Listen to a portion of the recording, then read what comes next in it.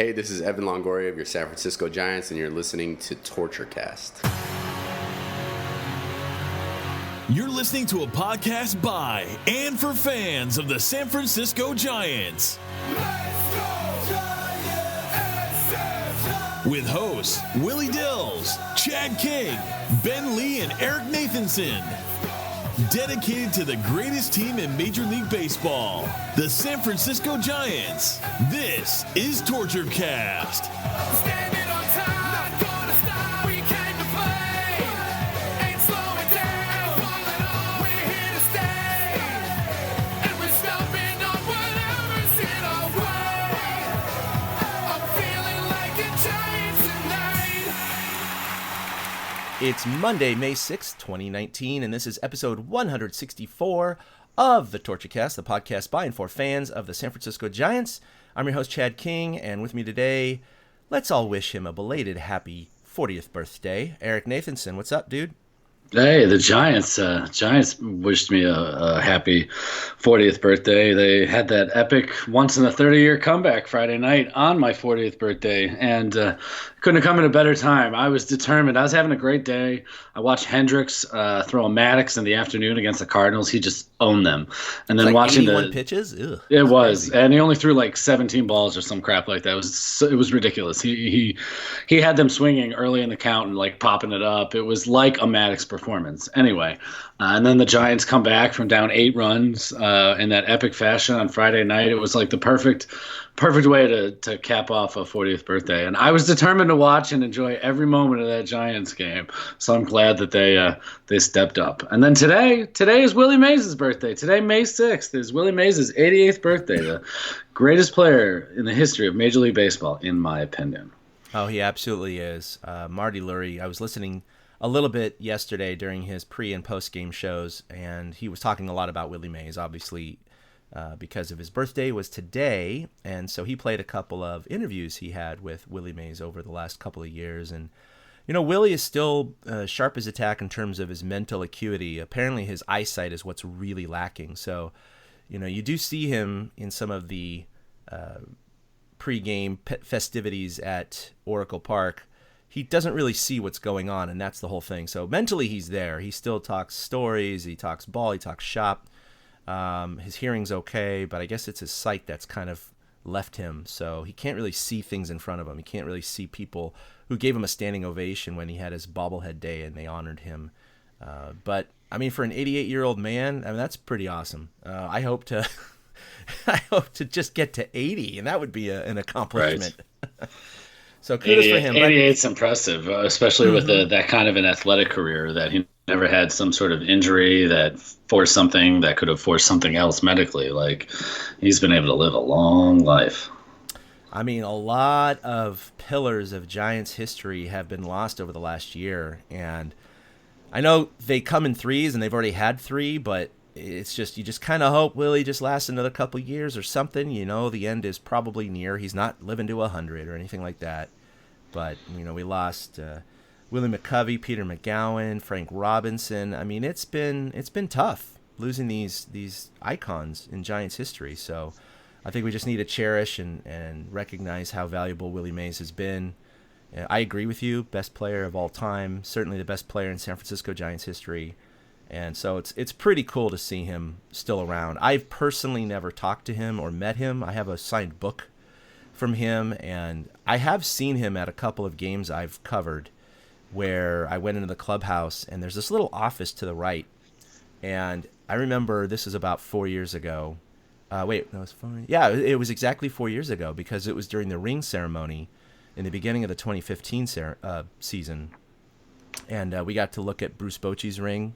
He came up to the press box, and so I have a lot of pictures of that. But going down to the clubhouse, because they were having this ring ceremony, they brought in all of the VIPs. And as I entered to try and interview some Giants, I looked to the right, and I mean, there's Willie McCovey and Willie Mays sitting just talking ball by themselves. And I'm 10 feet away just going, how much would I pay just to go in there and listen to them? You know, but they're so, I don't know, it's just intimidating, and I don't know if they were off limits or not, but no one else was in the room with them, so I figured it was off limits, right? But boy, what I would have given just to pop in there and shake his hand. I kind of regret not doing it, but at the same time, who knows if he would have cursed me out of the room, Get out of here, kid. Like, who are you? What do you want? I agree. It's like a sanctuary to have guys like that in there talking. Yeah, it's not like people were crowded around him, and then I might have popped in. But so, yeah, happy birthday, Willie Mays, 88, unbelievable. Boy, they could really use Willie Mays in his 30s right now, because the Giants are not – I mean, last week was a worse week. This week hasn't been – it's been a weird week, Eric. I mean, because overall – so just to recap right now, the Giants are still playing in Cincinnati in the morning game, and they are down 12-4 in the top of the 8th inning right now. So they're going to lose this game, so I'm going to count this as a loss for our kind of a stat week here. So if you consider this a loss, they went 4-3 for the week. They took 2 out of 3 at home against the Dodgers, which is fantastic. And then they've split in Cincinnati. But they honestly could have and should have been swept in 4 games in Cincinnati. And coming into this series, they had lost 8 consecutive games in Cincinnati. They have now been outscored in the last 10 games by over 90 runs. Not outscored. The Reds have scored over 90 runs in the last 10 games. So the Reds have averaged 9 runs per game against the Giants over the last 10. That is really hard to do. I mean, you're going to have a couple of stinkers here and there. But to sustain a 9-run average over 10 games, that is horrendous. So Great American Ballpark has become some sort of horror show and horror house for the Giants. And I cannot wait, and you said this pre-show, for the Giants to get out of there, even though they're going to Colorado, which has historically not been a great place for them as well. But I think they're completely lucky to get a split. No matter how much their ERA was inflated for the staff, they got out of there. They should have lost, could have lost all 4 games. They didn't. Yeah, it was a great week starting out with the LA series, and I really think before we roll back to LA, when it comes to Cincinnati, I think something is in the Giants' heads, their pitchers' heads, their hitters, both. Something from going from the drastic difference of Oracle to the bandbox that is Cincinnati. I feel like part of their faults in the past for not scoring runs where the hitters were literally trying too hard. I remember in high school there was this one school we played at that their left field wall was like short, like a 250 porch or something like that. So everybody started trying to yank the ball, and none of us really hit the ball over the fence or anything like that. And it seems like the Giants get in that mentality when they're in Cincinnati sometimes. And they broke through with it over the weekend, but the pitchers have not.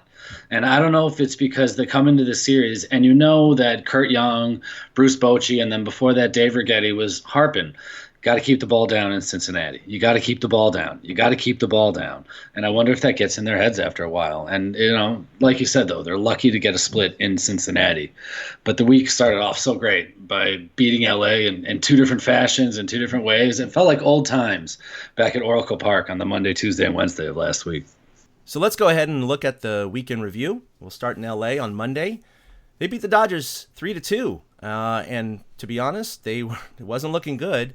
But we had an extraordinary pinch hitter come up in the form of Evan Longoria. And here's the audio clip. Down the left field line. That's a fair ball. See if Belt can score. Here he comes. It is not in time. And yes, indeed, Longoria comes through. How do you hit a sinker ball? You look up. He had a 2-1 count. That ball laid right in, middle in, at the belt. He stays inside it, rakes it down the left field line, and with a 2-out jump, everybody's going to score. Solante's waving home Belt, saying, "Follow me." And watch the reaction from Evan Longoria. Yeah, that was incredible. Longoria even said, "I was waiting for this hit." It's been a year and a half.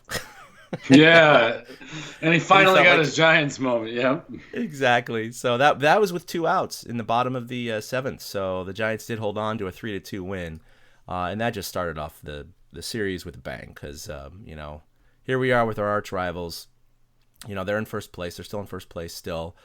Looks like the Giants are going to be 15-20 after today's game, 6.5 back of LA. So I don't think anyone has any premonitions of the Giants catching the Dodgers, but regardless, it's a microcosm in these series. No matter where the Giants or the Dodgers are in the standings, it's like a clean slate in a way, isn't it?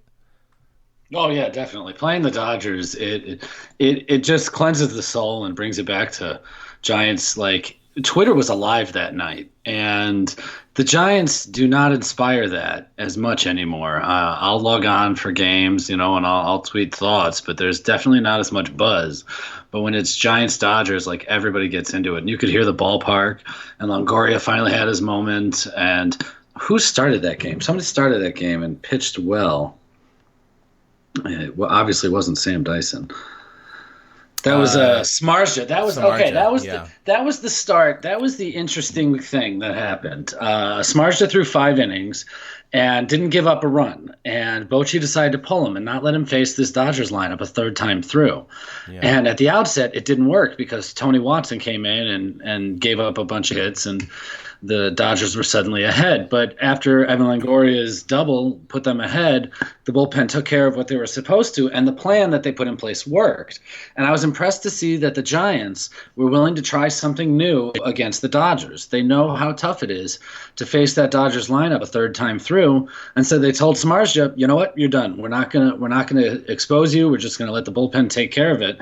And I think they were kind of rewarded in the end by making the right steps. So it was great to have fun Giants-Dodgers baseball again. That was like an edge of your seat kind of game for a little bit. Yeah, Jeff Samardzija, we'll talk about him in Cincinnati, but he obviously hasn't been very good the last year and a half or so, and I know he's battled some injuries, but this year, essentially they told him, let it all hang out. Don't conserve your energy. Go ahead and do what you do, and we'll pull you after 4 or 5. We don't want to get you through the third time in the lineup when you start fatiguing if you blow your arm out. So go ahead and just let it all hang out. We got the bullpen to back you up. And to be honest, I mean, despite what happened in Cincinnati, he has been fairly consistent this year. He's still obviously given up some home runs, but this Shark is better than last year's Shark. So as long as the bullpen can hold a start that he keeps the Giants in the game on, I'm all for it. Maybe he's not going 7 innings now. Maybe he's a 5-inning guy. But if he can be 5 innings of solid baseball, then I think most Giants fans are going to take it. Absolutely. It was nice to see that it worked out in a way it did, because, that Longoria moment, and then the next night they came out that Tuesday night and they got beat. Well, how bad was it? I know 10-3. 10-3. I was going to say 9-2. And Pomeranz took the loss, but it was still close when Ty Block came in and he got his ass whooped out of the pen. He got called up for bullpen help, and he did not help the bullpen. No, he gave up 7 runs in 3 1/3, so that did not go well for the Giants. And we won't dive too far into the stats with the pen and the starters right now, but we've been preaching before last week the consistency of both the starters and, of course, the bullpen, which had a sub-2 ERA and leading all of Major League Baseball. Everything has definitely come back to the mean, I would say, both starters, especially in the Cincinnati series, but bullpen as well. So those numbers don't look as sharp as they used to. Now, of course, the Giants' offense has also clicked up a little bit too, so that's compensating for their deficit in pitching right now. But yeah, that Giants solid bullpen still is solid overall statistically, but definitely some chinks in the armor lately, and Ty Block gave up quite a few runs there. But you're going to have these games. The Dodgers are the juggernaut in the NL West, so it's not going to be surprising when they have a couple of these games. So they lose that one, and they go in on Wednesday for the rubber game, and it was a classic pitching duel. Madison Bumgarner, who's been very inconsistent this year, you kind of questioning, boys, which Bumgarner is going to show up today.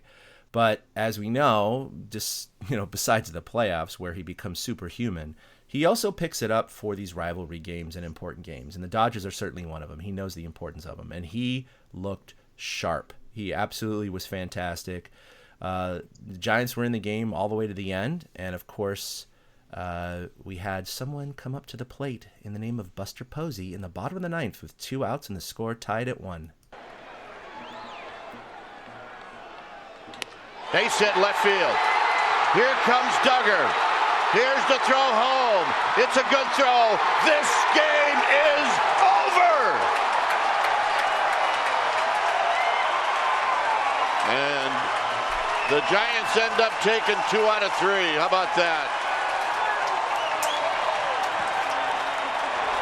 So yeah, Buster Posey comes up with Duggar on second with 2 outs, and it was an outside pitch, Eric. And typically when you get that outside pitch, and Posey's good at going the other way, but I think he was actually a little fooled on it. He got a little behind on the ball, or a little head on the ball, and usually when you extend your arms and pull it, you're going to hit a weak ground ball to the left side. But he got enough elevation to get it over the shortstop. But the left fielder was playing a little shallow, and it was a good throw. It was just high. And if anyone but Steven Duggar was running, he would have been out. Yeah, and Duggar deserved to score that winning run. He had a 3-for-4 night. He was like the only one who figured out Ryu during the first few innings. Mm-hmm. And when it comes to Posey, it's weird because a swing like that shows you when he's actually going well. Because for as much as he was fooled and he was off balance, he was still able to keep his hands back. Yeah. And then have them fly through at the last second when they needed to, which is why he could, with the strength that he does have now that his hip's stronger, poke it over the shortstop's head. I think that exact swing results in the ground ball you're talking about 3 weeks ago. I don't think it does anymore. And Posey's shown it. He's been hitting the ball well lately. So it was a Giants win that went to form. The new star Duggar got on base and scored the winning run while the old star Buster Posey drove him in. And Madison Bumgarner had his best start this season, right as we were all questioning, whether or not he'd lost it, like you said. He and Ryu had an all-time Giants-Dodgers pitching matchup, and the Giants were able to figure out the bullpen in the end, as they've been wont to do this year. They score a ton of runs in the end of the game. They do, and we'll get to that in a little bit. So that was a great classic win, great game. I love those games. I mean, don't get me wrong, and we'll talk about the Cincinnati game, the comeback, but, high-scoring games are fun. I don't want that every game. I do love the classic pitchers duel, but just because the precision and the performance of these players, not just the pitchers, but also the defense, the tension is so much higher because it kind of comes down to one mistake. When you get these games where it's homer happy, it's like, well, all right, everybody's hitting right now. And again, there is entertainment value in that, and Major League Baseball, I think, wants that because the average fan wants a 10-9 game. They don't want a 2-1 game. For me, myself, I prefer the 2-1 game with a couple of 10-9 games sprinkled in there. That's just a personal preference. But. Could you Plus, imagine? it's a quicker game too, Right, but could you imagine these games at Cincinnati if these were the way they were every day? This is more torture sometimes because it's a lot harder to know who's going to win when it's 7-6 than when it's like 2-1. At least when it's 2-1, there's like a clear edge on who seems to be pitching better. One mistake can change it. But when both teams are bashed on the ball, then you have a hard time to figure out, this guy can hit a 3-run homer at any time. And the Giants don't play those games. So I'm with you. I love those tight, taut thrillers that are 2-1, 3-2, 1-0 games. It shows excellence in baseball. It does. That's the way I think the game is supposed to be played. So the Giants get an off day on Thursday, then they fly to Cincinnati, where it's been the house of horrors lately. They had lost 8 consecutive games at Great American Ballpark coming into the game. And suddenly they find themselves down 8-0 right away. And there's been this consistent theme with the Giants this year in getting down very, very early. And needing to come back. And boy, did they ever come back from this game. And so I'm going to play a little bit of a longer audio clip here, kind of summarizing the entire comeback. I don't want to forget the ones who contributed to the runs prior to what happened at the end of the game. So you might hear Eric and I chime in here during this highlight reel. Small park, barrel it up, see what happens. He hits a ground ball. Diving Dietrich. From his knees, throws out Crawford. That gets a run in. Posey comes in to score. Giants are on the board. That also moves Belt and Longoria up. Can they make it a big inning? 2-2. Breaking ball right back up the middle. Base hit for Duggar. Belt will score. Longoria right after him. It's a 2-run single for Duggar. And it's 8-3. Duggar to center field. That one hit well. Senzel is back, and he will make the catch on the move. Crawford tags. He'll score. What a play by the rookie in center field. 10-4. Cincinnati had scored 2 more. They're still down by 6. Batting gloves hitter.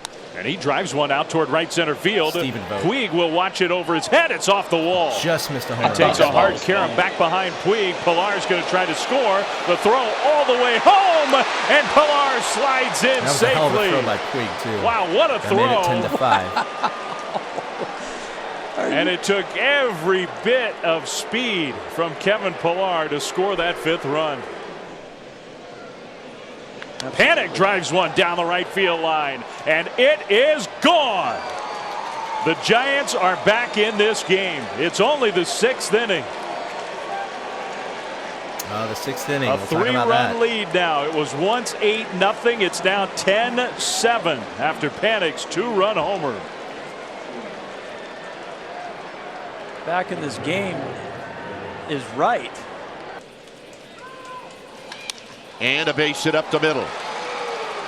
They're going to wave in Vogt. And it's 11-9. And that's Brandon Belt with a 2-run single, putting him within 2. Nice piece of hitting right there. 2 outs again. A lot of 2-out hits. 2-2. Yeah, the whole game. And a base hit into right center field will make it a 1-run game. And that's Longo with a single. 11-10. He's no stranger to. And here we go. Stephen Vogt with 2 outs in the top of the 9th. High drive to right. It is out of here. And this game is tied. Wow. You nailed it. He's 3 for 3, and he's just tied it up. And look at this welcome. That's unbelievable.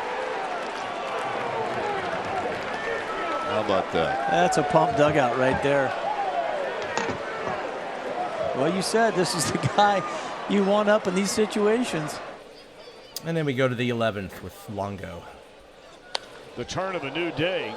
This ball is hit down the left field line a long way, and the Giants, after being down 8-0, lead 12-11 here in the top of the 11th inning on a home run by Evan Longoria.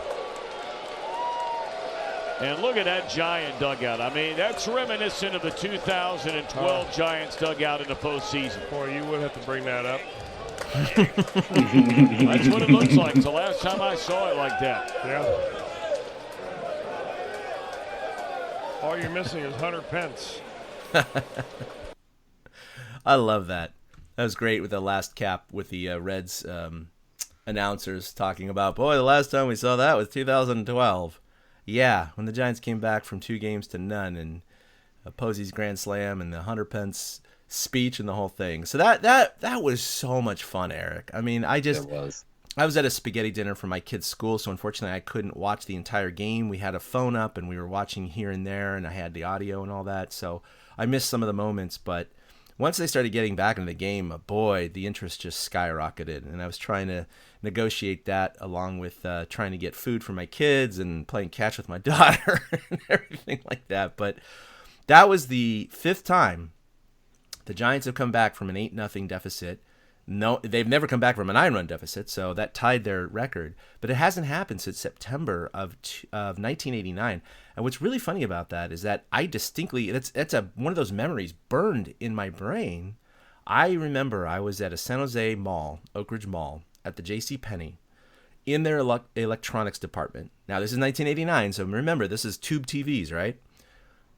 And I remember standing there. I was 15 years old. Almost 16, but I was 15 years old, a teenager, watching the end of this epic comeback and just going, holy shit, I cannot believe they came back from it. And it took another 30 years for that to happen, but it also happened in 1947, twice in 1970, and then in 1989. So this is a very rare thing, everyone. So the fact that the Giants came back really was a testament to their their resilience and their ability to do this, and that's what really secured the split. It was amazing because Vogt, who had never played for the Giants in his first appearance in a Giants uniform, goes 3 for 3. Yeah. And when he hit that double his first time up, I thought that ball was gone. I really thought he got all of it. And then for him to put a swing on and hit the game-tying home run in the top of the ninth with 2 outs was just – it was such a great capper. And the one you mentioned back in September of 1989 was also at Cincinnati. Yes, it was. Which is just so weird when you think about it. But it was epic. That's going to be burned in my brain forever. It really was. Steven Duggar is the engine that makes them go some days. He went 3 for 5. He was in the middle of every one of those run-scoring rallies, it seemed. Mm-hmm. You know, it was a Giants team that this is what we talk about when we talk about enjoying moments during a not so good season. The Giants gave us the gift of a game like that, so we'll remember something real positive from May 3rd, 2019. You know, they'll still mention that game when the Giants fall down 8 runs 20 years from now, because they probably will not have done it again. And for a while, we're now going to think whenever the Giants fall behind, hey, maybe they can come back. They did it in Cincinnati. Yeah, I mean, it's like you said, and we talked about it even in our season preview. We know this team isn't going to be good this year, but we're going to look and enjoy these types of wins because it's kind of all we got. It's definitely a lot of fun and entertainment, but it's also, you know, this may be different in August and September if the Giants are, 20 games back or whatever.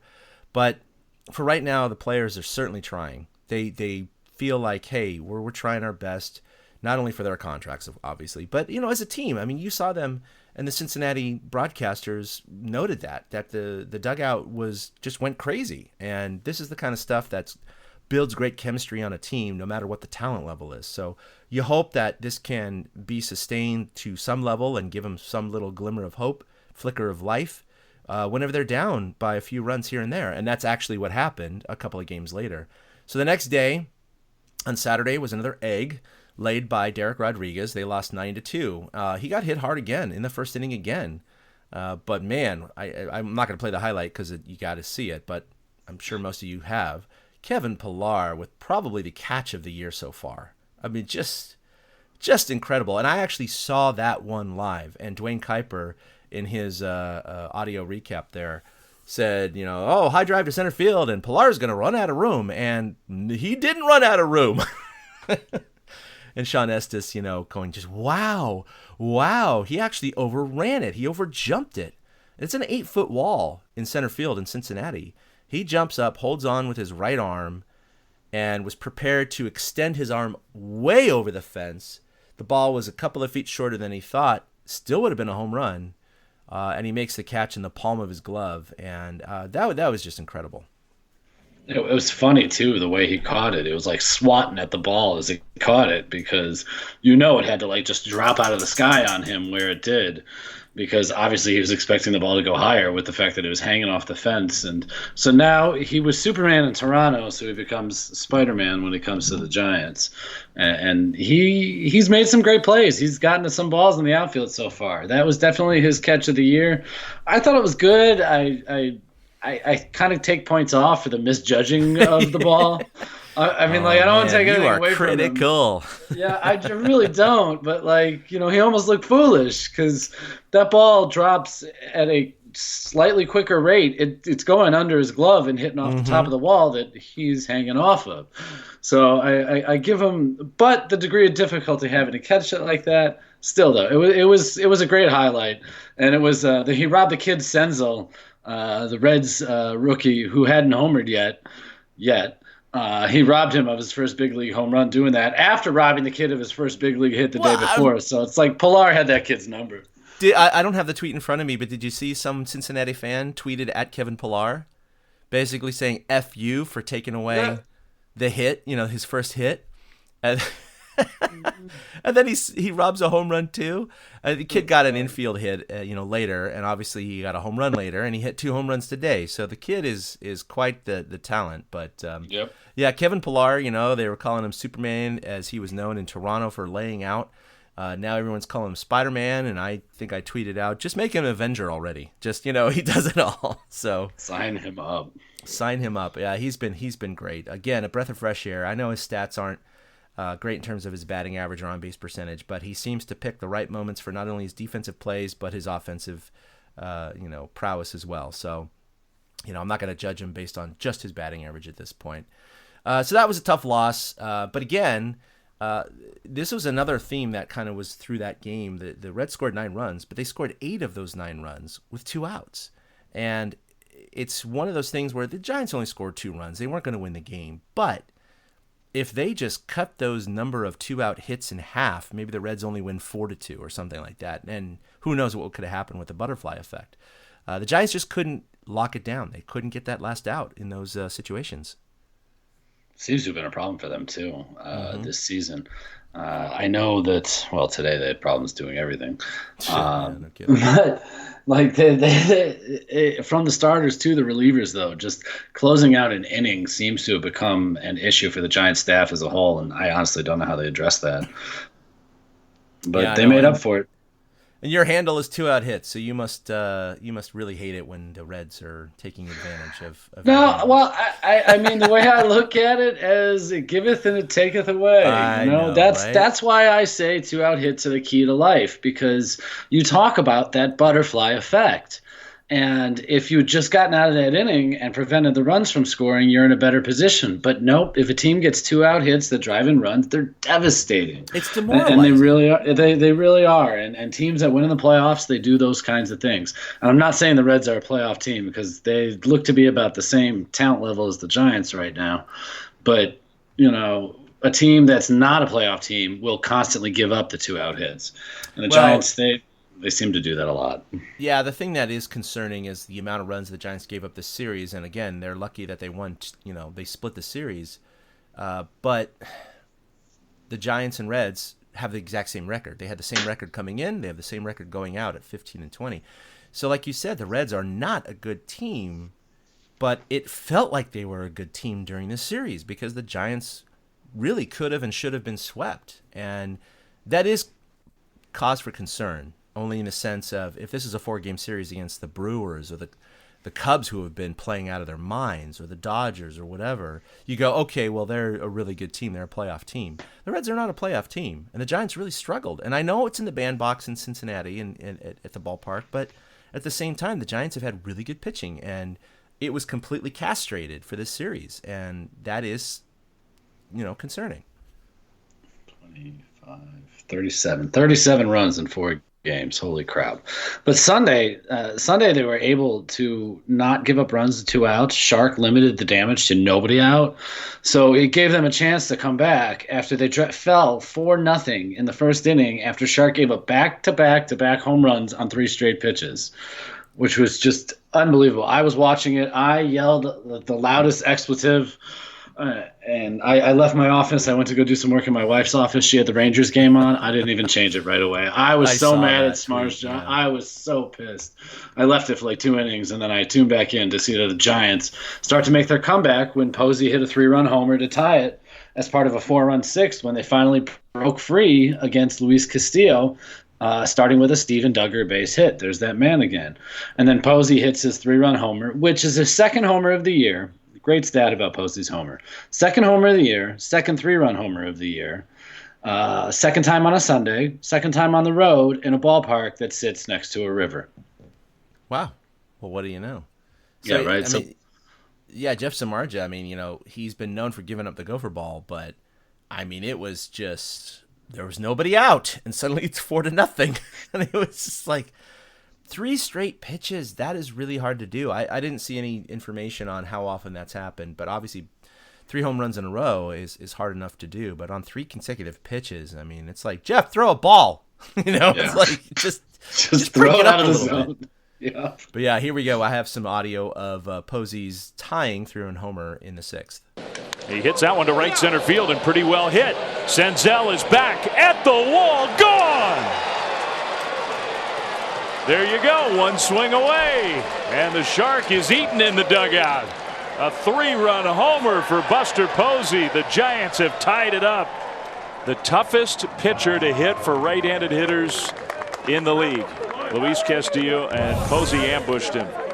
Tries to set up inside, leaves it right down the middle and down, but it was down. Buster went and dug it out. Hit it to right center field, live part of this ballpark. Yeah, so just an incredible at-bat by Posey. His second home run of the year came out of could not have come at a better time. And Luis Castillo, who, by the way, is a former Giant. I know they traded him away many, many years ago, but he's really, really looking good. He had a sub 2 ERA coming into this game, and he's got nasty stuff. And like Fleming just mentioned there, he's the hardest pitcher to hit for right-handers, and Posey took him oppo. So it was just perfect timing for the Giants. Again, they had come back from 8 runs down 2 days prior, and now come back from 4 runs down in this game. And then that enabled them to get to the 9th inning, and with a runner on second and 1 out, with the score tied 4-4, Bruce Bochy put in Brandon Crawford. Left center gap, preferably. High drive to right. It is out of here. Gordis got his wish. His first one of the year, and that has to feel great. Go ahead, 2-run home run. Top of the 9th off the closer. He needed a couple of innings off. There's the pitch. Barnhart wants it down. No, left it up. Crawford middle in, looking for it. Boom. Crushed. So, I mean, talk about the perfect timing for your first home run of the year. Everyone has been dogging on Crawford. His defense has been fine. It's been adequate. It's been good. But his offense has been just tailing off. So perfect timing for that. And they needed that extra run in the 2-run home run because the Reds scored a run in the bottom of the 9th and they won 6-5. So another 1-run win, another victory for the Giants, and another comeback against the Reds. And the Reds got to be kicking themselves because, again, they could have swept this series because, update, the Giants did officially lose just a little bit ago, 12-4. So they did split the series. Did you see who pitched the 8th inning for the Giants? I did not. Pablo Sandoval. Did he really? Yep. Oh, shit. And how'd he do? 0 runs. Of course. Yes, he did all right. He where'd it go? Let Pablo pitch. Yeah, and well, I mean, his bobblehead is this Saturday, so they gotta sell bobbleheads, so that's the perfect timing. Oh, so he hit somebody, and then Josh Van Meter, the other prize rookie, flied out, and then Nick Senzel grounded into a double play. So Pablo owns the rookies. He got a fly out and he got a double play ball. Pablo faced the minimum in the 8th inning today. That is fantastic. I mean, yeah, let's just talk a little bit about this game. Nick Pomerantz, who has been hit and miss with the Giants. We talked about how much he nibbles and how many his pitch count gets so high because of that nibbling. And today he was just off. He allowed 5 runs in the first, a common theme with the Giants. And I'm going to get to these stats in just a second after we recap this game. But he allowed 5 runs in the first and 2 runs in the second. And suddenly the Giants find themselves down 7-1. Again, they got to dig out of these crazy holes. And you just said Pablo pitched in this game, and in the 6th, which is their highest scoring inning of the year so far, hit a 3-run home run to pull them within 7-4. And Dave Fleming and Sean Estes were like, hey, maybe this can happen again. Now they're only down by 3 in the 6th inning. We can do this. Unfortunately, Pat Venditti came into the bottom of the 6th and absolutely laid an egg. And in fact, I want to go ahead and recap his adventures in the 6th. So Pat comes in, pitches right-handed. Eugenio Suarez hit by a pitch. Then he continues to pitch right-handed. Puig walks. 2 free batters. Then there's a mound visit. Now he's still pitching right-handed, and Kyle Farmer singled, and that loads the bases. He's still pitching right-handed, and Jose Iglesias singles to left field and scores 2. Suddenly it's 9-4. Then Venditti is still pitching right-handed, and Kurt Casali singles on a line drive, scores another run, makes it 10-4. Still pitching right-handed, Jose Peraza hit by a pitch. Then there's a pinch hitter that comes in, and now Venditti goes to his left-hand side, and I I don't know how you pronounce this guy's name. Josh Van. I think it's Van Meter. Yeah, I think it's Van Meter. He was also hit by a pitch with the bases loaded. So that scored Jose Iglesias, making it 11-4. Then there's a mound visit, and then finally Sam Dyson comes in to replace Venditti. Strikes out Nick Senzel, who obviously had a great series. And then Joey Votto was hit by a pitch. And Kurt Casale scores, making it 12-4, which was the final score in the game. And, courtesy of Kerry Crowley, tweeted, the Giants tied a major league record in the 6th inning. They became the first team to hit 4 batters in the same inning since the Pirates hit 4 Boston Braves on August 19th, 1893. Yes, 1893. So just a horrendous inning. Just right after the Giants got back into it, the pitching staff laid an egg. Venditti hit 3 batters, Dyson hit 1, and that was the nail in the coffin. So, what do you? They weren't coming back from 8 runs down for a second time in this series. Not with 3 innings to go. Exactly. No. So this translates into what I wanted to talk about, and I think most of the Giants fans understand that the Giants have been giving up so many runs early in the game, certainly recently, but if you look at the entire season, the Giants have scored 2 runs total in the first inning. Their opponents have scored 33. They're being outscored 33-2 in the first inning, which is a differential of 0.88 runs in that first inning if you average it out. They've scored the fewest runs in the first inning in Major League Baseball, and they've allowed the most runs in Major League Baseball in that first inning. They're also minus 0.03 in the second inning and minus 0.44 in the third inning. They're barely above at 0.15 in the fourth and minus 0.24 in the fifth. So if you count the first 5 innings of the game, they're losing 4 out of those 5 innings, and that totals a minus 1.44. That is not good, Eric. And so this is where they find themselves. They're giving up all these runs in the first 4 or 5 innings, and then the Giants are outscoring their opponents by 1/3 of a run in the last 4 innings, which, of course, is dwarfed by the 1.44. But point being, Giants are always coming back from behind, and they obviously have the second biggest run differential total in Major League Baseball, just behind the Miami Marlins. So this 38 runs they've been outscored by during this season. It's not good. It's not good. The 6th inning again today, which is their highest runs per inning before coming into today, they're at 0.79 runs in the 6th inning.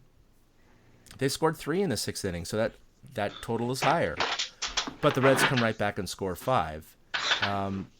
What do they do? I mean, I know that Ahmed Fareed from NBC Sports tweeted out, and I think he was being funny about it, said, "Is it time to start with a Giants opener to kind of curtail this first inning, bloodfest?" I don't think so, of course. I think he was being facetious. But what is going on in the first inning? I want to blame this weekend on the ballpark, and I really do. I think that I said it before, I think it gets in their heads.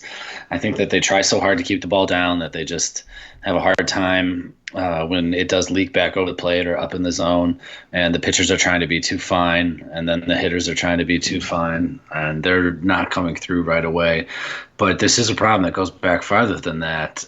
The Yankee series from the weekend before totally exemplified that. Talent, I think maybe is the answer. You just need better talent. Like Pomerantz is. I mean, the guy's had one good start as a Giant so far. Other than that, he hasn't really shown much. Shark, surprisingly, has shown a decent amount this season. I mean, he retired 13 straight the other day after the 4 home runs. So he can turn it on when he needs to.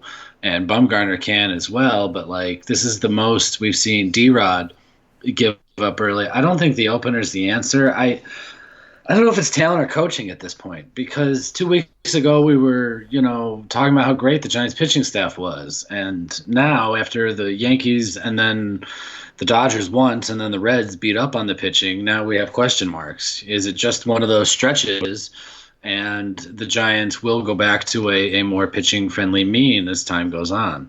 No, I have no idea. I really don't.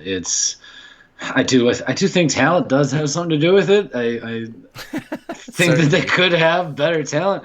Like, I hate to say it, but the Giants just aren't as talented as other teams, and they're having a tough time getting going in the beginning of innings too. Beginning of games in the first inning. Like, he's trying everything. He put Gerber in the 2 slot over the weekend. He brought Duggar back up there today. He'd had Panic leading off lately. Like, the Bochy and the Giants are trying whatever they can, but the bottom line is if nobody gets on base by the time Buster and Belt get up, they can't drive anybody in. And you can't change that with a quick fix. It just has to happen. And then again, just it falls on the players. It does. It falls on the players to come through because management they're literally doing what they can with what they have. So let's do a stat check because this kind of ties into how the Giants are doing right now, being at 5 games under 500. So they have scored this is prior to today's game, by the way. They've scored 3.39 runs per game. They scored 4 today, so that's not changing much. 29th in Major League Baseball. The league average is 4.63, and the highest Texas with 5.77. As we said, the Giants have given up the most runs in the first inning, 33 runs in 35 games, so that's a .94. While by far scoring the fewest runs in the first inning, that's 2 runs in 33 innings, it's .06. The next closest is Miami at .21. So 3 times as much. The Giants have only scored in the first twice, and then Tampa Bay has scored in the first inning 58% of the time. 58% of their games. That's insane to me. They've scored like .93 or 94 runs per, in the first inning. So Tampa Bay is just absolutely killing it. But here's the thing. The Giants are really good in 1-run games. And in their 2 comebacks in this series in Cincinnati, they won by 1 run.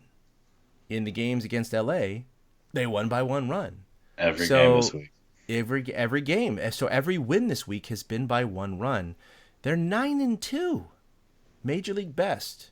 And if it weren't for their ability to win these 1-run games, the Giants might be 10 games under 500. I mean, this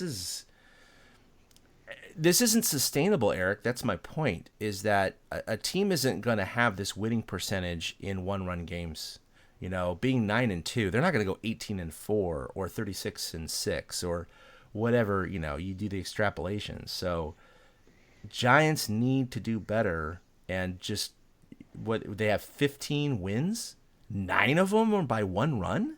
Wow. That's not good, buddy. It's not good at all. Wow, that's 60%. That puts a little more perspective on it. And you mentioned Tampa. Tampa's 21-12. They have the best record in baseball, and I'm sure scoring early has a lot to do with that. And with the Giants where they're at, I mean, there was a few years ago Baltimore was something like some crazy 30-10 in 1-run games or something like that, and they made it to the playoffs and then they got their ass kicked. And everybody was like, "See, we told you they're really not that good." And that's what the Giants have had to try to cobble together. If they don't win 1-run games, they're not winning games at all. That's shocking, though, that 9 of 15 wins are by 1 run. And I'm sure there's like no more than a 4. I can't think of a time the Giants have blown anybody else out. No. Like, every game was probably within 2 to 3 runs. Here it is. Here's the biggest blowout. They beat San Diego 7-2. Right? Yeah, yes. Exactly. 7-2. Back on April 9th. remember that. That's the biggest one. The 4-0 in Toronto and the 7-3 in Washington are the only other ones that come close. And then they beat Colorado 5-2, and then the rest of the 1-run games, every single one of them. I mean, it's just I appreciate that they seem to notice these things, like cutting ties with Parra and letting Gerber come up. I think was definitely a Farhan-driven move, as well as just okay, we need to look forward. We can't really keep looking at these old veterans if they're not going to help us move forward. And I think we're going to see a lot of that, a lot of churn on the roster over the next few months, resembling things like that. So, I mean, they can't really fix it right now. I think they just need to hope that they keep winning 1-run games. Yeah, exactly. And I know a lot of Giants fans out there are clamoring for Mac Williamson to be put on the 40-man roster and be called up eventually, and I am not one of those fans. I love Mac. He's a good guy, but look, he's been around for a few years now, Eric, and he definitely seems to fit the mold of that quad A player. He just he dominates in the PCL, which is known as a hitters league anyway. And he doesn't perform in the major leagues. So, Farhan is definitely of the type. I mean, they already DFA'd him. He cleared waivers. No one else wanted him. So clearly the 29 other teams were like, yeah, we've seen his splits. He's not a major league player. They all passed on him. He comes back to the Giants, and again, he's just lighting it up in Sacramento, which is great for him. But he's going to hit a couple home runs in the major leagues, no doubt. He's hitting like 210 or something in the major leagues, but he's not the answer, and that's what Farhan is looking for. He's not looking for the guy who can come up and hit 210 with a couple of home runs a year. He's looking for more than that. So he's not going to necessarily remove a guy from the 40-man for him. It could happen. I'm not saying it's impossible, and maybe it will. But for those of you clamoring that he's going to be the 300 hitter hitting 30 home runs a year and ascend the Giants from the ashes like a phoenix, that's not happening, guys. It's just not. That's not who he is. It's just not what the team is about right now. There's not one quick fix. This is a long haul process. And the way Williamson gets on the roster is if other moves are made and a spot gets cleared. I don't think a spot gets cleared specifically for him, but I think if a spot clears and becomes open on the 40-man, I do think Mac would be in line to get a shot at seeing what he can do at the big league level. Yeah, I think he will. Let me put it this way. If he keeps this up in the PCL, yes, he will get another shot. I don't think he's going to perform the way that fans might expect him to based on his PCL stats, his AAA stats, but I want the guy to succeed, and, it'd be great, but he's kind of a proven talent right now, and I don't think anything's going to change. We'll see. Well, that's the key with Farhan right now, is he is trying to look at unproven talent. He's not looking necessarily – he's trying to build depth. And the only way to do that is to see some of these guys and get them into the system. And that's just what's going to be done for right now. The Giants are trying new things. This is not a team that's trying to cobble together a bunch of veterans like they did last year and go on a 2010 type run. That's not what the end result's going to be here. And that's why I love moments like Friday night with the comeback and a new guy, Vogt, who wants to be a Giant. I think Vogt's the end of Kratz if he continues to hit. I don't think they're going to keep Kratz around for much longer. So, it's just how the roster is going to be. It's just going to keep churning. It's not like the past where they hang on to everybody for a little too long. Andres Torres is not going to overstay his welcome at this point. Right. It's just not the way the Giants are run anymore, which is fine. They need to do something. I'm getting to the point. After this season, I'll be at that point 5 years out. All right, show me something. I'm starting to get antsy again. I want my team to win. I got a couple of updates for you. So I put out a tweet right when we started recording, so I didn't expect many responses saying, hey, send in your questions or statements. Go ahead and curse. We're not a clean podcast.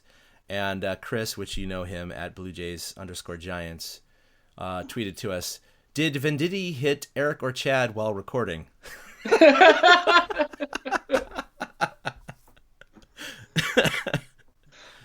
Thank you, sir.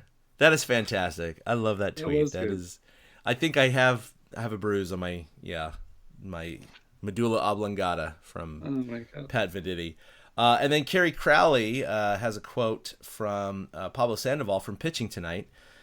So he says, Pablo said this, quote, pitching is not easy, but it's easy for me because I don't care. What kind of quote is that for Pablo? But there's some truth to that because he doesn't care about his pitching stats. So he goes out there and he's free and easy as opposed to like Pomeranz, who is definitely not free and easy. He doesn't care if he gives up a home run or something, right? He doesn't. I mean, who can blame him? He's out there having fun. So what is that? 2 innings pitched, no runs, man. His ERA is 0. Yep. So the moral of the story is Pablo should be the opener. Yeah, that's true. That is, if you come to TortureCast for one thing, it's that analysis right there. We have figured out the Giants' problem. They need to have Pablo be the opener, and then they won't fall behind early, and then they'll score runs and they'll win games. That's, we can end it right here. This podcast is over. We have fixed the Giants. Fixed it. Oh, that's Farhan, listen to hilarious. us. Right? All right, let's talk about who's hot and who's not. This is prior to today's game, so these stats are going to be a little bit different. But in the previous 6 games, obviously Steven Duggar, we talked about him.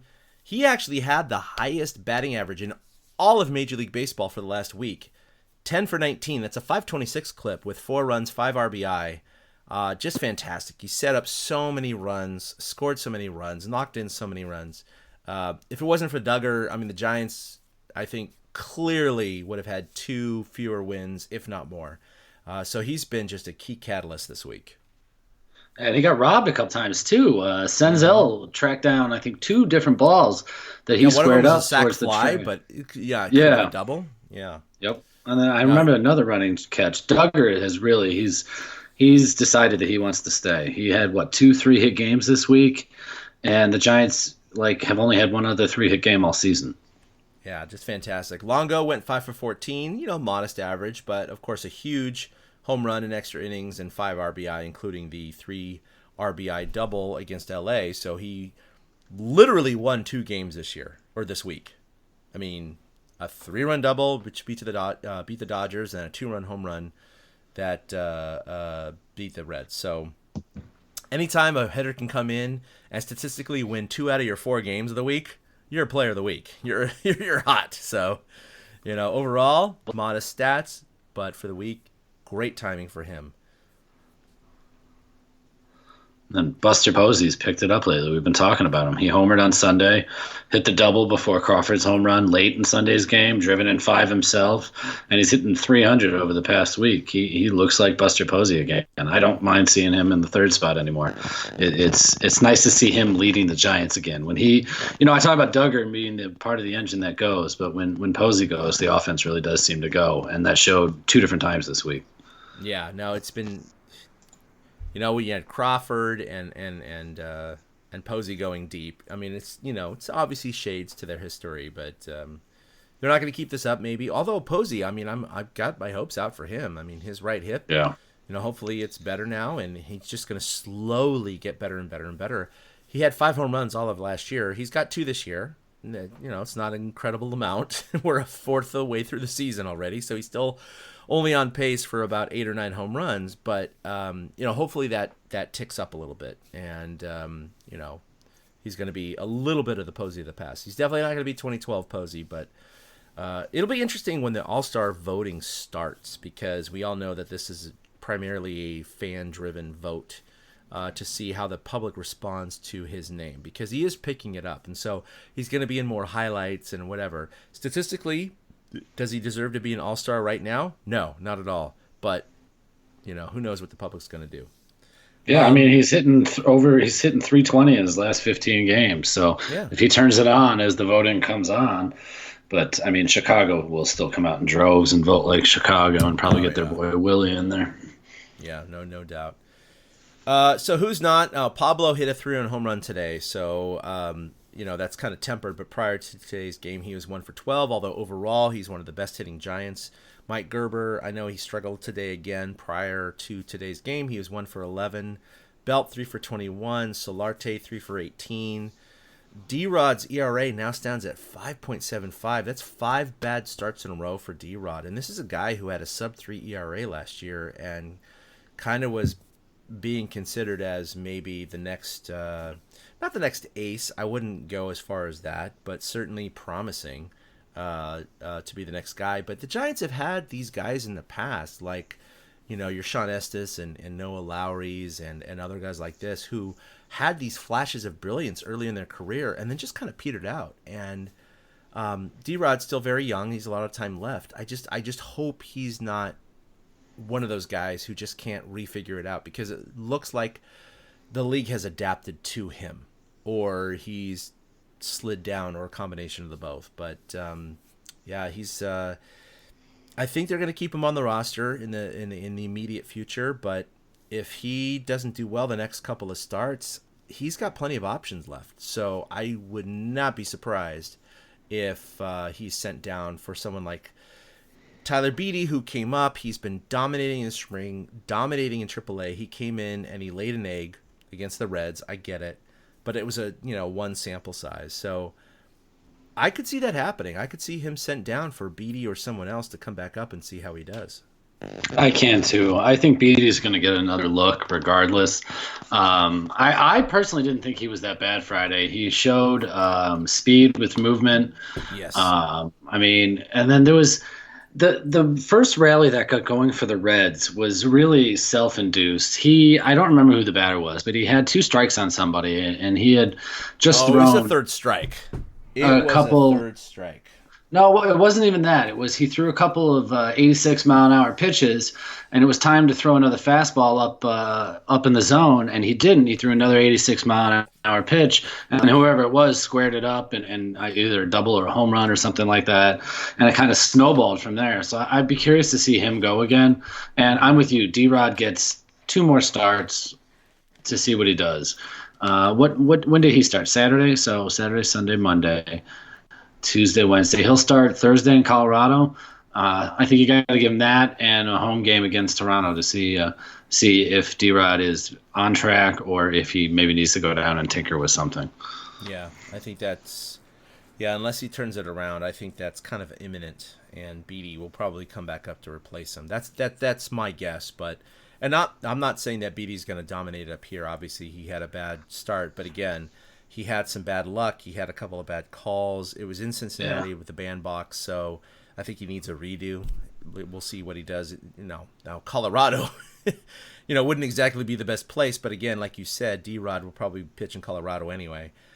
So maybe his next start is in their next home series, because the Giants actually have a lot of games at home in May and against a lot of sub-500 teams. So May could, statistically on paper, be a good month for the Giants. I mean, they've started out okay. They're over 500 for the month, but they got a long way to go. But D-Rod is one of those guys, His dad, Pudge, is there at most of his games and cheering him on. He doesn't seem to have it right now, and he might need a fix. And this happens in Giants history and a lot of other teams where they need to be sent down to work on stuff. Yeah, I don't even know what it is with him. It's more than missing his spots. It just doesn't. It seems like a confidence issue, and this goes back to me saying I feel like something's in their heads, and it does not help when you are giving up 7 runs in 3 innings. For sure. So, all right. So Derek Holland also has been struggling. His ERA is now 5.34. So, the starters for all of their, they've been doing so well most of the year. Lately have just obviously been astronomically hit. So we're going to see what happens. Now, Derek Holland last year was fantastic for the Giants. So I think there's a little bit of he doesn't have any options left. He's, a major league veteran. So I think the leash has got to be a little bit longer on Holland. Plus, he showed versatility last year. He could slide to the bullpen if he needs to.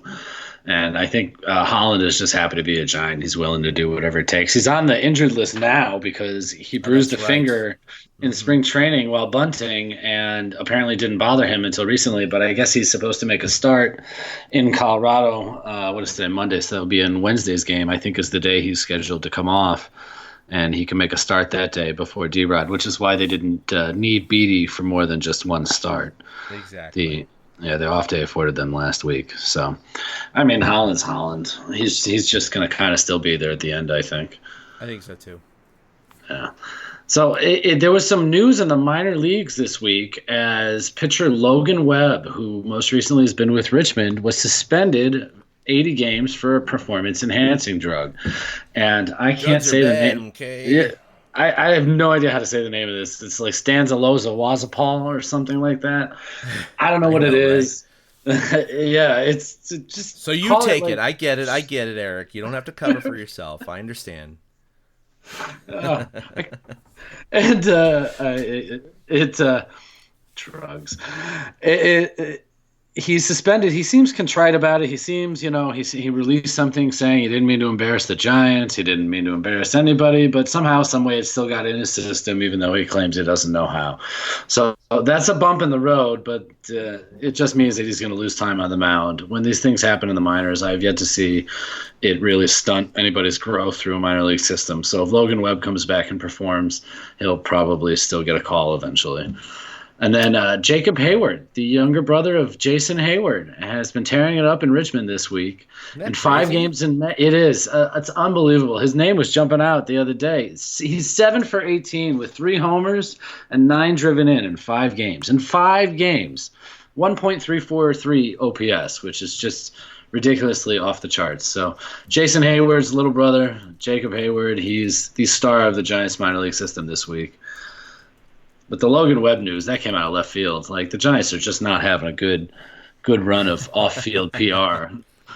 I'm getting tired of watching. It's 3 versus Colorado. Oh, no, that's wrong. Sorry. You're a week ahead. Yeah, I'm getting tired of watching the Giants have to spin every off-field problem between the Bear incident and Logan Webb and the thing with the owner and possible donating to the Alabama candidate back last year and things like that. It'd be nice if the Giants' focus was just on the field now, instead of if they were better, it would be. But we're on the down part of the cycle right now. What can you do? We are. All right. So coming up, we do have the Giants go from Cincinnati to Colorado for 3 games, which. Hey, look, it'll improve the Giants' offense, but obviously also hurt their pitching. So we'll see what happens. Colorado is just about a half a game ahead. Well, I guess technically 1 now, full game ahead of the Giants in the standings. But, hopefully they can leapfrog them, winning this series, and then they come back home for 3 against Cincinnati once again. I don't anticipate the Reds scoring 9 runs a game. No. Over the 3-game series. That's probably not going to happen.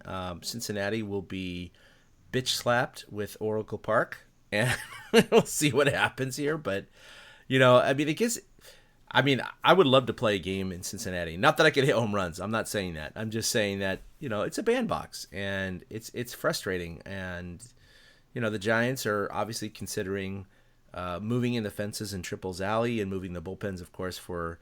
Duggar got hurt momentarily. He didn't go on the DL or the IL, but it's something that the Giants need to consider as, do we really need to have the bullpens here? Do we really need to have Triples Alley, where Brandon Belt in the last homestand crushed a couple to 410 feet in that 421 corner, which would have exceeded Nick Senzel's home run by 60 feet today.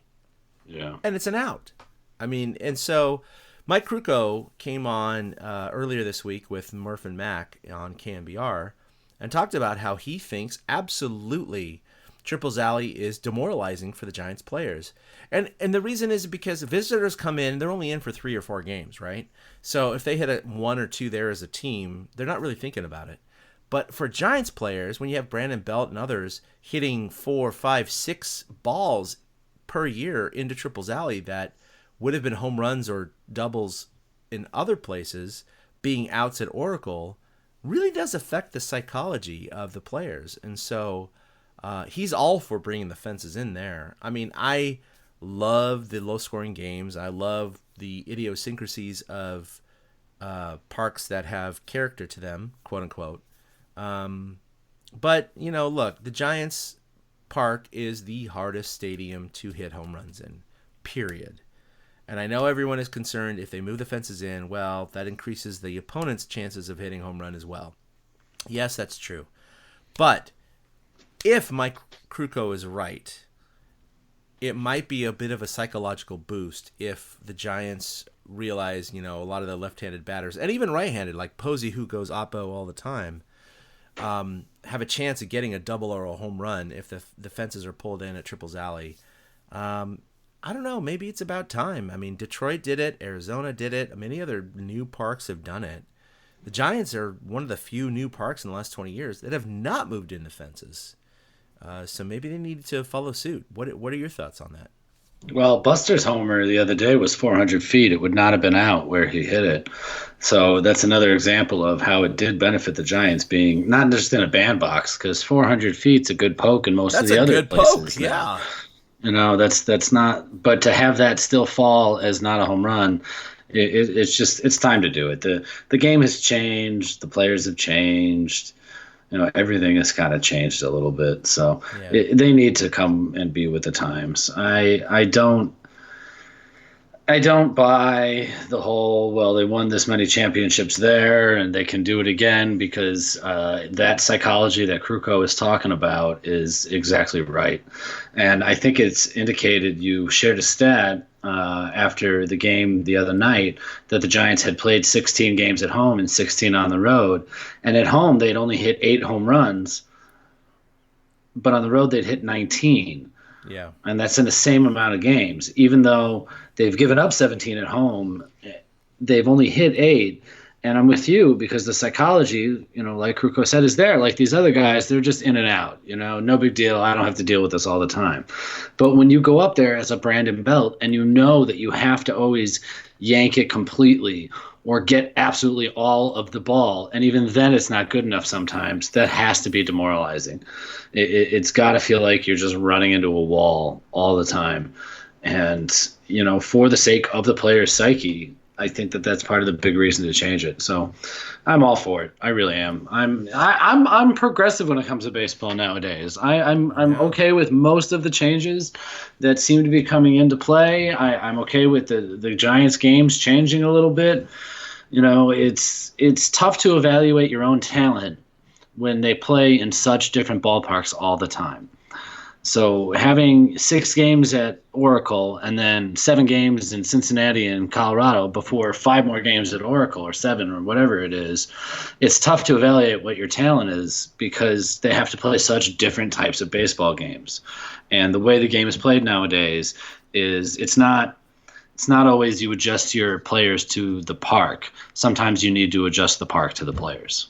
Yeah. No, I agree. I do think that, I know it's going to cost a lot of money, but the Giants are making money hand over fist, even though that the attendance is down this year, and they have a lot of, I've been hearing from a lot of season ticket holders, this kind of happened with the Raiders too, and the 49ers at Levi Stadium.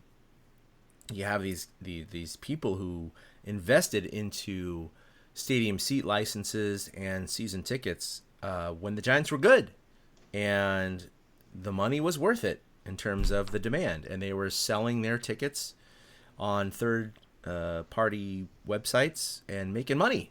I had some friends that had season tickets, and they were actually going to 20, 30, 40 games a year and actually getting paid to do so, which is great. Good for them. But now that's not the case.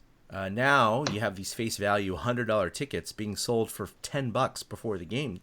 And so people are buying these on StubHub because people are just trying to get the pennies on the dollar for their seats. So it's an interesting challenge, because the Giants, had 500 and something, or maybe it wasn't that much, 300 something consecutive sellouts during their World Series years. And now they're about 10-20% under capacity.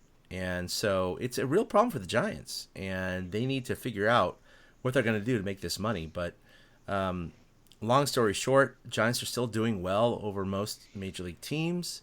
They're making money in black territory. So, Farhan's got a good handle on the Giants, and I think that it's going to take a couple of years. I think most people recognize that. We do see fans going, "Why hasn't Farhan produced a 110 game winner already?" Guys, that's not possible. I don't care who you're the best GM in the world. That's not going to happen.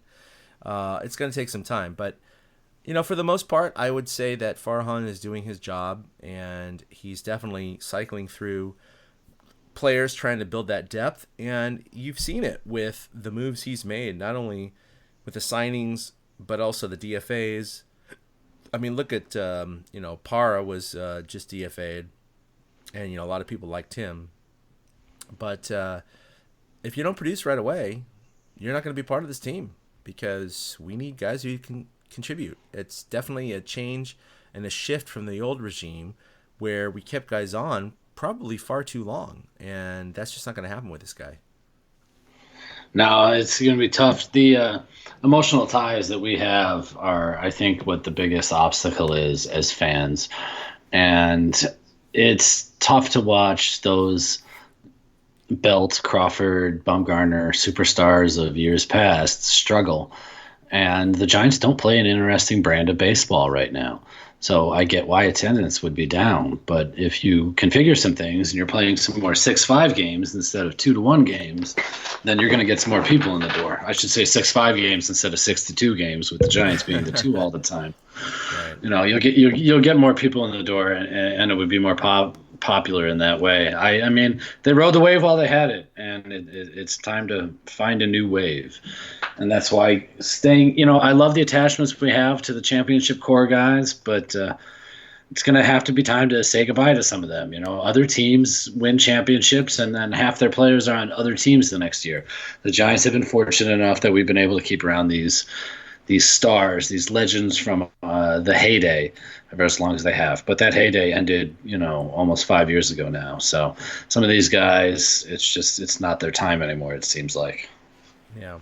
No, it's rough. We love to hold on to the nostalgia and what we loved about the Giants. And, it's kind of like what a lot of Bay Area fans are going through with the Warriors right now. Winning all these championships and being in the middle of the playoffs, losing to the Rockets the other night. People are like, oh my God, they might not win 3 championships in a row, right?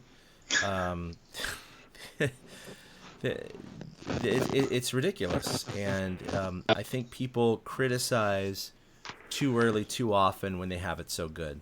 And so I think we need to recognize now that the Giants are in a rebuilding process. And this just isn't going to be what we're used to in 10, 12, and 14, and even 16 with the playoffs. So it's been 2.5 years of very, very bad baseball for the Giants. And all I can say is we're still here, Eric. We're still following this team. That's why I know that they play ugly baseball, because I watch every game. I still watch every game. I was a Giants fan before they were good. I'll be a Giants fan when they're not good, and I'll be a Giants fan when they're good again. That's what being a fan is, That's exactly what being a fan is all about. So, all right, well, that's going to do it for episode 164 of the TortureCast. You can follow us collectively at TortureCast, like us on Facebook. You can find us there. We've been publishing a lot of stuff lately. Eric always has his This Date in Giants History and a couple other things. I've had some photos of the Yankee series that I attended in 2007. Really cool stuff. So go ahead and like us there. Follow us on that page. You can follow us individually at 2OutHits. That's with the number 2 for Eric. Myself at ChadK21. And Eric, do you have anything else that you want to talk about? No, I have not come up with a This Week in Giants History yet for this week, so I might take a dive on Willie Mays. I'm not sure. It's just, it takes a little research to find, like, Robbie's cycle and stuff like that. Yeah, but I have a feeling as the season goes on, I'm going to be able to pick and choose my Barry Bonds moments. So it makes sense that I have to struggle right now, because as the season drags on, there are so much better and greater moments in history. Like the Matt Cain no-hitter, perfect game is right there for me. Timmy's no-hitters. Right, yeah. Right, like all these great memories that happen, like June onward, will all just come easily. And so I'm having to work a little harder this week to find a This Week in Giants History. Well, I know the Giants aren't so good right now, but, they're 5 games under 500, which isn't the worst thing in the world. They could be a lot worse. The Giants need to obviously do better in the first couple of innings, being outscored by, basically almost 2 runs in the first 5 innings, but we'll see what they do here against Colorado, getting out of Cincinnati, thankfully, with 2 wins. But until then, Cincinnati. I know, goodbye, Cincinnati. My God. And they come back to San Francisco. And, these games aren't going to be 10-9 in San Francisco. I mean, what do you think? It's a 3-game series. How many runs do you think the Giants or the Reds are going to score per game? Maybe 5. Yeah. I think that's the most they would score. That's 15 runs over the 3 games. Yeah, I'm thinking like even less than that. So I think the Giants are going to take care of the Reds and win 2 out of 3. We'll see what happens as they line up. Of course, they could be limping out of Colorado because that's always a shit show there, but we'll see what happens. But all right, for Eric, this is Chad signing off for episode 164. We'll see you next time. A boom. A big thank you to everybody for listening to the TortureCast, the podcast by and for fans of the San Francisco Giants. Follow us on Twitter at TortureCast. You can also like us on Facebook or check out our blog at torturecast.com. I also want to say thank you to Ashcon and Bailey for letting us use their song Feeling Like a Giant for our intro. For Ben Lee and Chad King, my name is Willie Dills saying, we'll see you next time.